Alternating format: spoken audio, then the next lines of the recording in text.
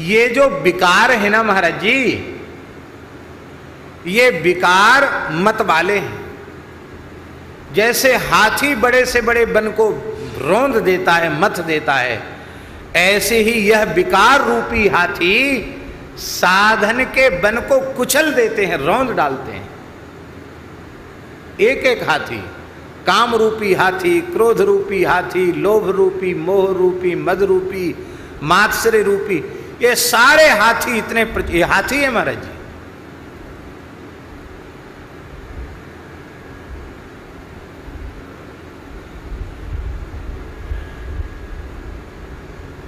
इन हाथियों से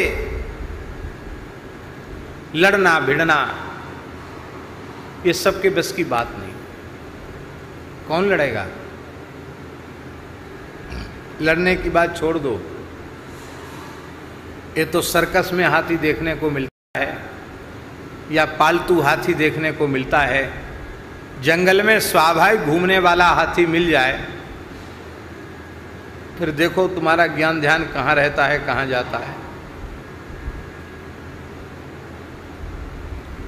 ऋषिकेश से हरिद्वार की ओर आ रहे थे और बीच में को नदी जैसी पड़ती है, वहाँ हाथियों का झुंड था।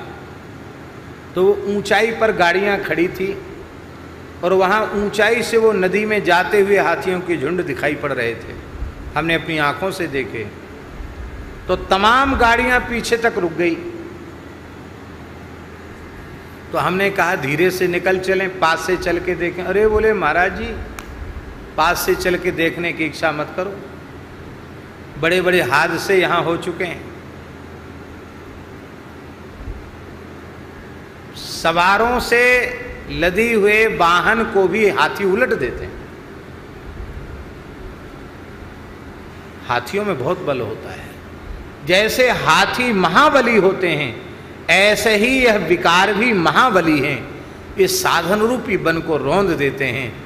लेकिन ये एक विकार, दो विकार नहीं, इन विकारों के झुंड, ये शत्रु रूपी हाथी विकारों के झुंड भी होवें। और कोई शत्रुघ्न जी के मंगलमय चरित्र का स्मरण कर ले तो उसके ये नित्य शत्रुओं का जो हाथियों का समूह है, ये शत्रुघ्न जी के नाम रूपी सिंह की गंध पा करके ये विकार रूपी हाथी भाग जाते हैं। साधक का चित्त निर्विकार हो जाता है। इसलिए गोस्वामी तुलसीदास जी ने कहा, जाके सुमिरन तेरी पूनासा, जाके सुमिरन तेरी पुनासा, नाम शत्रुघ्न वेद प्रकाशा, नाम शत्रुघ्न वेद प्रकाशा।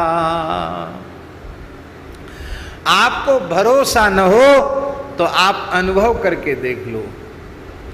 आप विकारों से बहुत अधिक पीड़ित हो रहे हो और कोशिश करने पर भी उन पर नियंत्रण न पा रहे हो, तो आप सब छोड़ करके एकांत में बैठ करके शत्रुघ्न जी के मंत्र का जप करो, शत्रुघ्न जी का ध्यान करो, शत्रुघ्न जी के मंत्र का जप करो। आपको तत्काल अनुभूति होगी लाभ की।